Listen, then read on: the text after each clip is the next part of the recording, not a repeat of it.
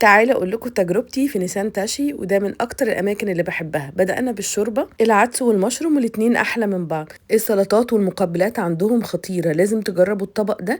وكمان المحمره، والجديده عندهم البطاطس بصوص الترافل عجب الولاد قوي. وجربنا البيده بالدونر كباب، طلعت خطيره، لازم تجربوها لو رحتوا. وبيعملوا شو كده بالايس تي بتاعهم، ده طلع طعمه خطير. وطلبنا الكفته المحشيه جبن، دي اديها 10 من 10. وكمان المشاوي مستويه وطعمها خطير وجوسي جدا.